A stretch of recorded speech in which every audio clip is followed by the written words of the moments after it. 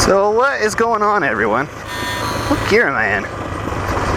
A very high one. I don't even hear the engine. I don't even hear the engine revving. Oh, maybe I can go down this way. Maybe that's where I wanted to go. I want to go this way? Ooh, that leads that's a cool spot over there. Yeah, let's just continue on. Continue on. It's pretty mellow this way. But anyways, welcome back to the Each Adventure channel. My name is Josh. I hope this road is as graded as the one I was just on. But I guess we'll find out. So anyway, we're out riding the TT250 today, and I get a lot of questions on this bike, but one of the ones that has come up a couple times is whether or not this is the same thing as the Hawk 250. I could see why people would think that. I mean, they look pretty much identical. So I wanted to take a bit of time and kind of talk about what's similar and what is different. So I'm going to start off by talking about how they're similar.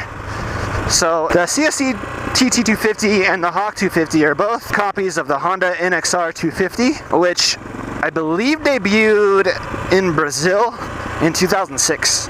I tried researching as much information that I could. I couldn't find an exact debut date. That's basically what I got. So the Brazilian Honda market, so South American market, it was designed for them as an on and off-road motorcycle. You know, if you look at developing countries, 250s are a pretty big bike, and a lot of them need to be on and off-road capable in order to deal with the road conditions and stuff that they have there. If you look at the Hawk 250, the Honda NXR 150, and the TT250, they all look identical.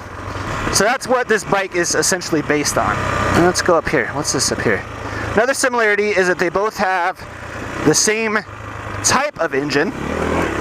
It's a 229cc Honda clone motor. Oh, that does not go anywhere. And it's a clone Honda CG engine. The CG engine is not common in the United States. It's typically only found in Chinese motorcycles, actually. Because the CG engine was basically designed for developing countries back in the 70s. And the people from Honda went to visit the developing countries and realized how little they maintain their motorcycles, and wanted to design an engine that required the least amount of maintenance as possible. So this is the result of that, but it started life, I believe, as a 125. I don't know for sure. I'll get that information and I'll stick it up on the screen. There's a link that I'll provide down in the description about the CG engine, straight from Honda's website. It's pretty fascinating. They both have 21-inch front wheels. They both have 18-inch rear wheels, and I believe they both have disc brakes. But that's basically where the similarities end. Now, I apologize that I can't do a proper comparison because I don't have a Hawk 250. I couldn't get one even if I wanted to, because you can't register them in California, which I'm guessing is due to emissions, garbage, and all that stuff. So not quite sure why you can't. That's, like I said, that's where the differences start to become a little bit more apparent. So for starters, one of the differences is in the manufacturer. The manufacturer for the Hawk 250 is Haosen, or Haosen, not sure if I'm saying that right. They are a Chinese manufacturer, obviously, whereas the TT250 is manufactured by Zongshen. Now Haosen, or Haosen, is a relatively new company. From the information that I got on their website, they have only been around since about 2013. Zongshen, on the other hand, has been around since 1992 and has significantly more facilities and employees. Alright. Looks like this is as far as I go.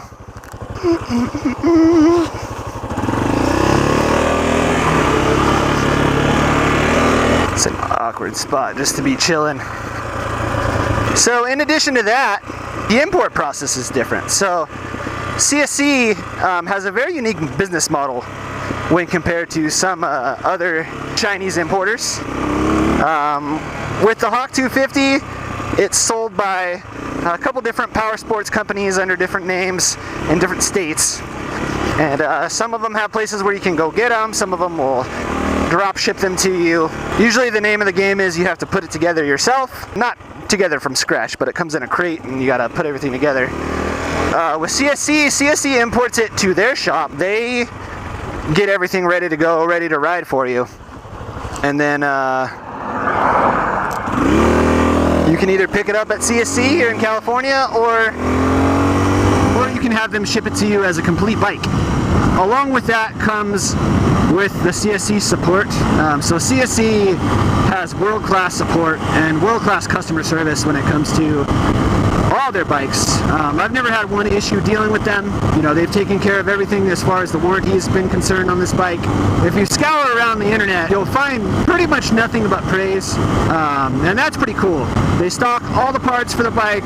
They'll provide you with support over the phone. They provide maintenance tutorials. It's a pretty sweet deal. The same cannot be said for the Hawk 250. I do know they do provide you with like a service manual, but that's pretty much it.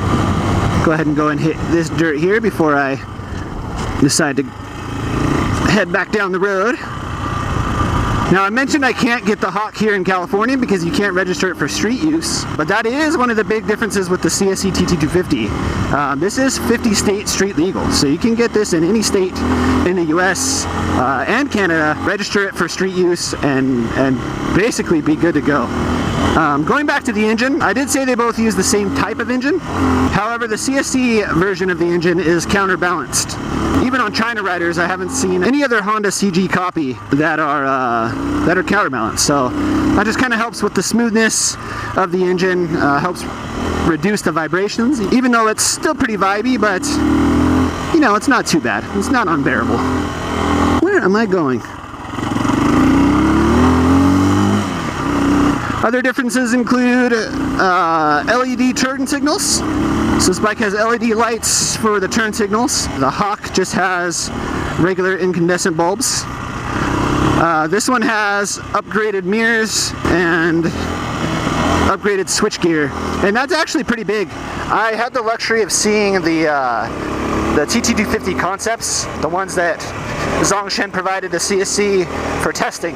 The mirrors and the switchgear was pretty crummy looking. It really made it look less premium. So these new ones, while they're not quite, you know, Honda quality or something like that, they are pretty good. Let's see what else. This bike comes with stainless steel brake lines. The Hawk comes with traditional brake lines. This one comes with inverted USD forks. The Hawk comes with traditional telescoping forks.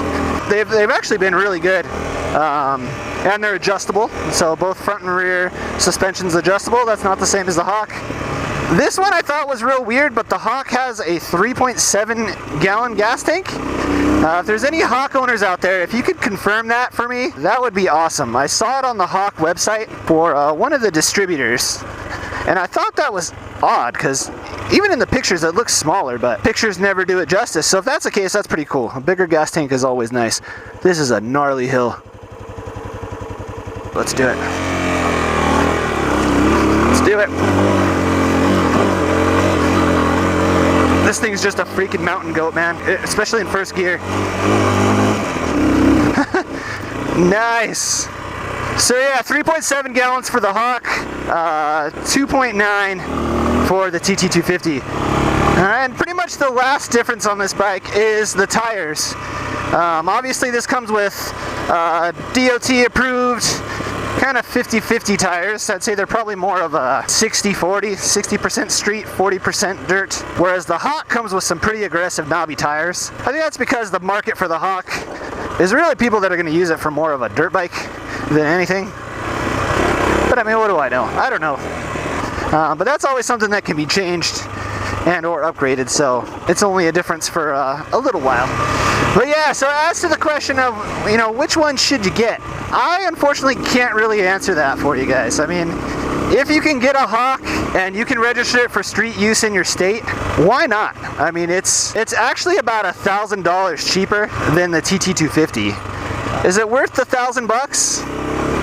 I'm gonna say yes. I'm gonna have to say yes on that, because the ability to register it in any state is awesome. So, you know, say if you live somewhere where you can register it for street use, and you want to move to California, not that I condone that, then it'd be a great bike to have. I've heard a lot of really good things about the Hawk. If you scour the forums on China riders, there's a lot of people that have those. They seem to be really, really popular with the Chinese dual sport rider crowd. Oh, I just saw a lizard. I almost killed him. Poor little lizard.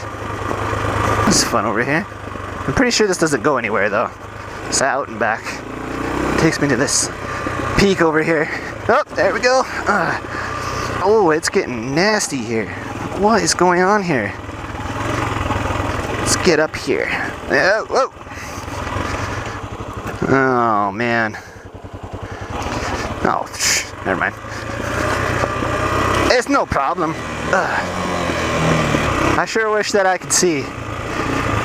But yeah, if you're planning on upgrading certain things, you know, like LED lights and all that stuff, upgrades on motorcycles, if anybody knows that owns one currently, upgrade money goes really quick.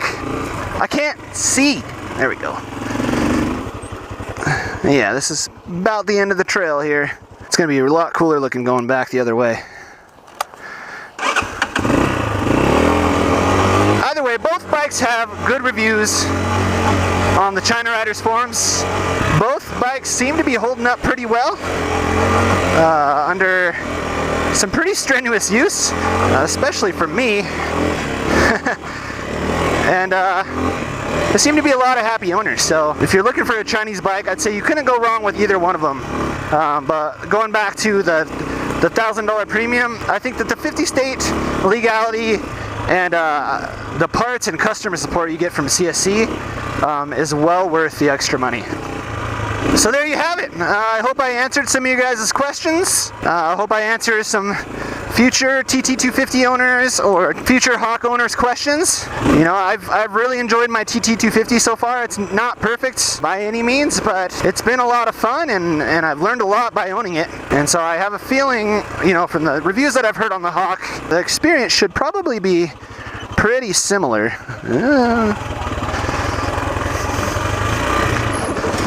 But anyways, thank you guys so much for watching. If you like this video, please leave a like down below, and if you're new here, please subscribe. I'm trying to get a lot of riding out of the TT250 right now in preparation for a longer updated 5,000 mile review, which should be coming soon. I'm about 800 miles away or so.